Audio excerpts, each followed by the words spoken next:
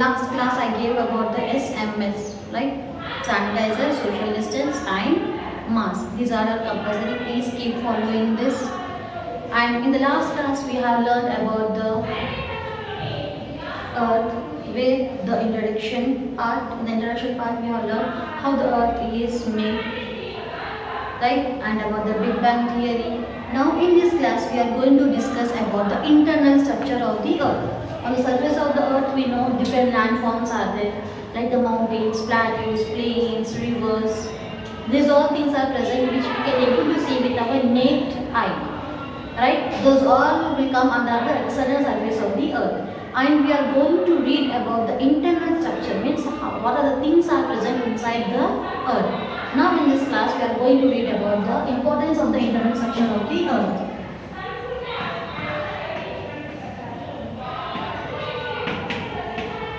About the internal structure, internal means interior part. Internal structure of earth. Right? Inside our skin we know that we have the flesh, we have the bone, we have the nerves, we have the upper epidermis and the lower epidermis, where we are protecting ourselves from the different infectious diseases. In the same way here also, how the earth is made up of and what are the interior parts of the earth we are going to do in this lesson. I hope you are ready with your textbook in the page number 4. Now, the earth is made up of 3 important layers. There are the 3 important layers which are inside the earth. Right? Here I am dividing the earth into the 4 equal parts to understand the things very easily. Now, the topmost layer of the earth is crust. The topmost layer of the earth is crust. Already in the previous class we have discussed that the crust is a hard rock structure, right? When the earth is like a flaring ball, what all the dust particles are there and they start depositing on the surface of the earth. When they are in the molten state, they are in the liquid form, and as they are cooling with the help of the atmosphere, they became very hard. And slowly the interior part of the, as the time takes here in the few areas it is very hot and in the few areas it is very like thin, means the liquid form. So the first layer of the earth is crust, right? And the second layer of the earth, and the second layer of the earth is mantle. The second layer of the earth is mantle, and the third layer of the earth is core. Again the core is dividing into the 2 parts, inner core and the outer core. This is the outer core. Outer core, and here you have a inner core. The earth is dividing into the 3 internal layers. First, the topmost layer is a crust, and the second layer is mantle, and the third layer is core. Again, the core is dividing into the outer core and the inner core. Now, the length, into how many kilometers deep inside the earth is, or the first layer of the earth is dividing, we'll see. Now, the total area from here to here, the area of the crust, not from here to here, from here only, beta. And because these all the layers will be going around, right? This is a complete structure of our earth. The topmost layer is crust, the second layer is mantle, the third layer is core, again the core is into the 2 outer core and the inner core. Now the kilometers, the crust is moving from 100 kilometers to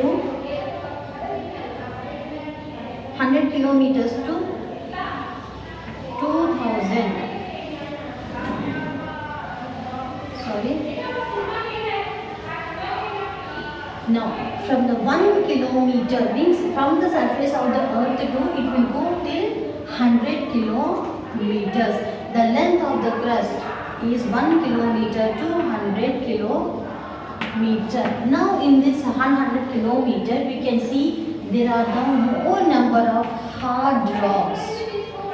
Hard rocks. In our 7th class, we have learned about the pervious rocks and the impervious rocks. What are the pervious rocks? The rocks which contains the water. Impervious means which doesn't have the water. So here under the ground, if we keep on digging the ground, we'll get the first layer will be the soil, then we'll get the small granules, then we'll get the huge rocks. Right? In the same way, from the 1 kilometer to 100 kilometers, there are the hard rocks where they are very near to each other and they are separate from each other. So these all things will form the hard structure of the first layer, that is the crust. Now moving to the second layer, that is the mantle. Now till here we have the first layer. Right? Now the mantle covers the mantle. The depth of the mantle is 100 kilometers to 2,900 kilometers. 100 to 2,900 kilometers. Now in this layer we can find the chemicals like silicates. Nothing but the sand particles. Sand particles we can observe in the second layer. There is nothing but the mantle. And the depth of the mantle is 100 kilometers to 2,900 kilometers. Now moving to the third one, that is the core. And this is the last layer. Again this layer is dividing into the outer layer and the inner layer. Now the depth of the outer core is 2,900 kilometers to 5,100 kilometers.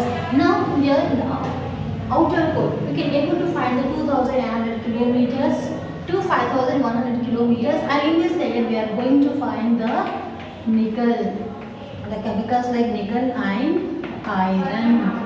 Right? Now here the last one is the inner core, where we can able to get the gold, the precious thing, where we are fond of wearing the jewelry. That substance, that article or that material we are going to get from the inner core. That is nothing but the inner core, the second layer of the core, and its depth is 5,100 kilometers to 6,376 kilometers. So here approximately we can say that the size of the earth is this one. It is approximately, beta, not exactly, it is approximately 6,376 kilometers will be the size of the earth. Now the inner core is this one. Now the famous thing which we are found to wear, right, that is a gold. So the internal structure of the earth, again please concentrate here. The earth is made up of three layers, three important layers. The first layer is crust, that is the depth of the crust is 1 kilometer to 100 kilometers, and this crust, the topmost layer, is made with the hard rocks. As a few rocks are very near to each other and few rocks are away from, and keep on they will be colliding with each other depending upon the movement. Now the second layer of the earth is mantle. Right? Now depth of the mantle is 100 kilometers to 2,900 kilometers, and in this mantle we can find the sand particles. Sand particles or silicates. Silicates known as the sand particles. Now moving to the third one. Right? The third one is the core. Again this core is dividing into the outer core and the inner core. Now this outer core, the depth of the outer core is 2,900 kilometers to 5,100 kilometers, and here in this outer core we can find the nickel and iron. Now next one is the inner core. The inner core is the last and the lowest layer, which goes from 5,100 kilometer to 6,376 kilometer approximately, and the inner core is having the great source of gold. Right? Now with this we have done with the internal structure of the earth. This is very important question and important in your exam. With the help of the diagram, you can able to present your answer in detail where you are going to score the full marks. Right? Now, moving to the next topic, that is the page number. Here we got to know about the internal structure of the earth. How the movements of the earth crust. What is the earth crust? Nothing but the top layer of the soil which is made with the hard rocks. Now we will see how they are moving. We will see how the earth, the top layer is moving. Movement of the earth crust.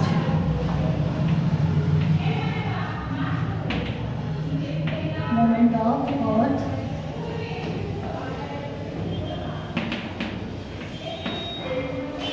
crust. What is the crust here? The top layer of the earth. But now this is the whole world. Right? Already in your previous class we have learned we have the 7 continents. Here this is the North America and this is the South America, and these 2 continents are dividing from the other 5 continents with the Atlantic Ocean. Here we have Europe, Asia, Africa, right? Australia. Next here down we have the Antarctica. Now here how the earth movements are taking place. Please take the page number 6. Now the shapes and the positions of the continents may seem fixed at the time scale of the human experience. Now here by standing on the same place or sitting in the same place, we can't feel that we people are rotating.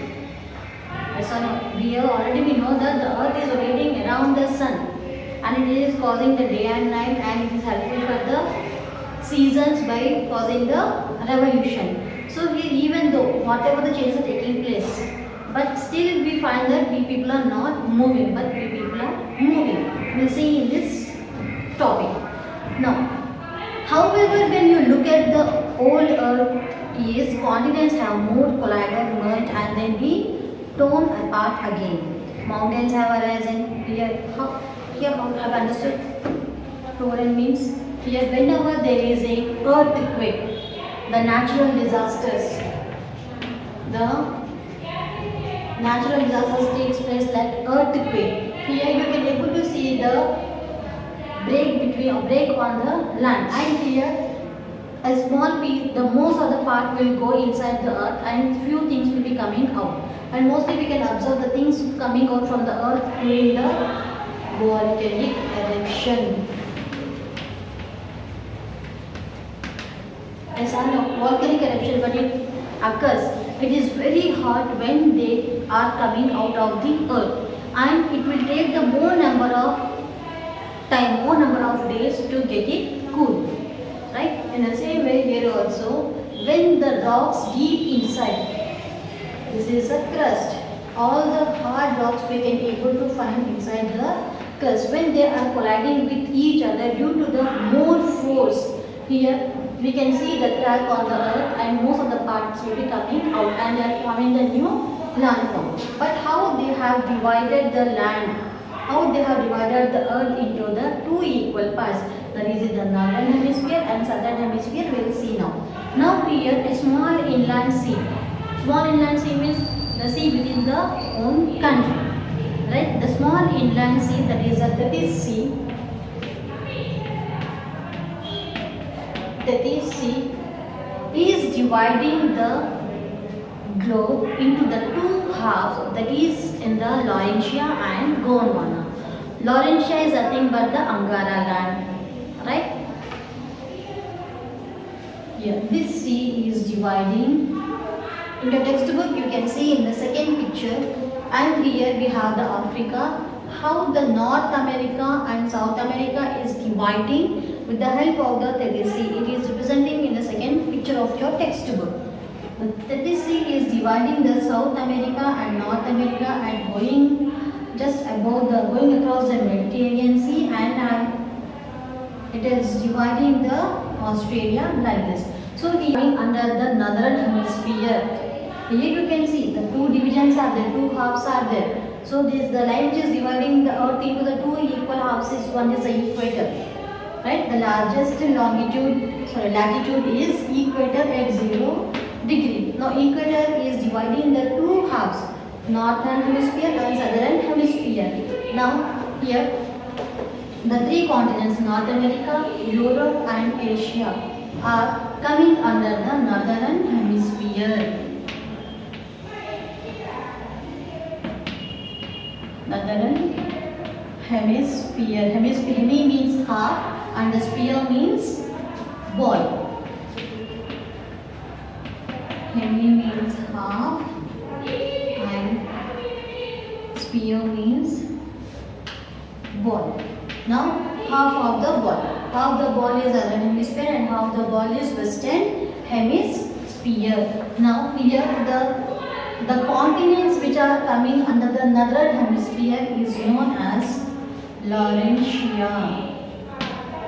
Laurentia is a name which is given when it was divided with the help of the Tethys Sea. The northern part is known as the Laurentia and the southern part is known as the Gondwana. Laurentia land and Gondwana land. Laurentia land will come under the northern hemisphere, and what other continents are covered under this? North America, Greenland, Asia and north of the. These are the three important questions. It will be very helpful for you to identify.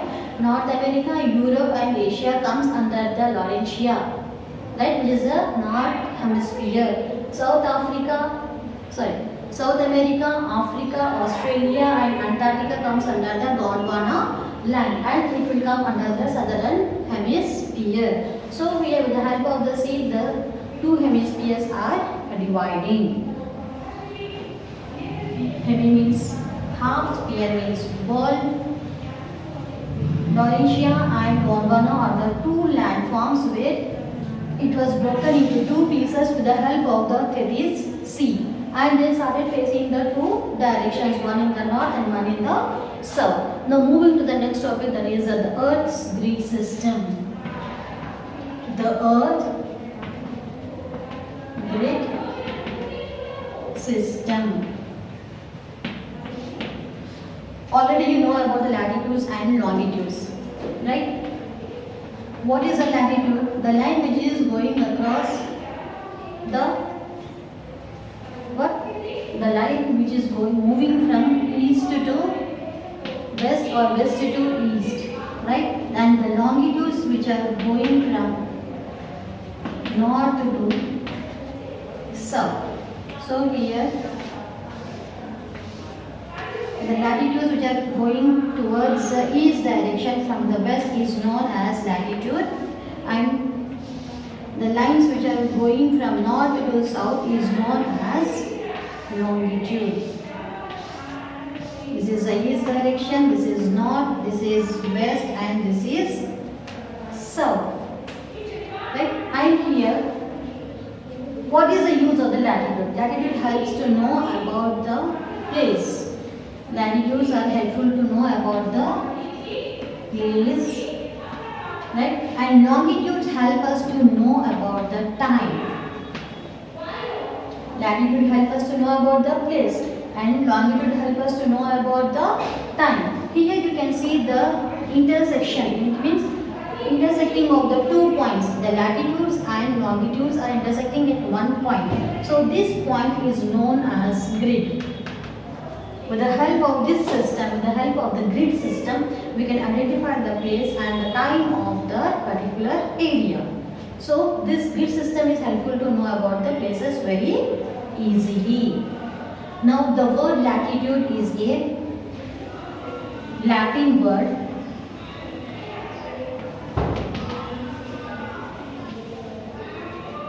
right? Latitudo. Its meaning is width. As I know better here, with the help of this, you can say that the lines are parallel to each other. Parallel latitudes are nothing but the latitudes, and they will give the information about the width. And Longitude. Longitude is also a Latin word, which is a longitudo, right? And its meaning is length. As they are in the standing position from the north to south, as they are giving the height. So longitude is nothing but the length, and latitudo is a width. So with the help of when they are intersecting at the one point, that is a grid system, which are helpful for the knowing about the time and place. So the lines which are going towards the things which are now this longest or the middle longitude is known as the meridian, right? When the meridian will be always pointed as 0 degrees. From the 0 degrees, when the longitudes are moving towards the east direction, the time will be what? The time will be added. The time will be added for every one place or other place. 5.5 hours time will be added to the next country time. Now suppose the time is 1 o'clock for us, right? Now plus 5.5 hours we need to add. So in the next country the time will be the 6.5 hours. So here when we are going towards east direction, the time will be added. Now for our time, if we add the 5.5 hours, if we do the addition to that, we will get the next country time very easily. In the same way, with the help of the meridian, when we are moving towards the west direction, the time will be deducted. 5.5 hours time will be deducted. Suppose it is a 1 now. Before 1, 12, 11, 10, 9, 8. So it will be a 8:30 approximately like that. So when we are moving towards the east, the time will be added. When we are moving towards the west, the time will be minus or subtracted. Now for both the east and west direction, 5.5 hours addition or 5.5 hours deduction is must to get the exact time. Right? So with this we have done our topics. Now I hope you all have understood. Now please copy the homework.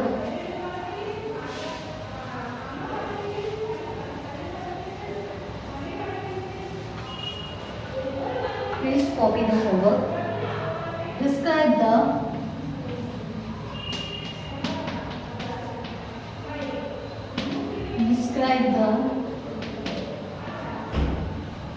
internal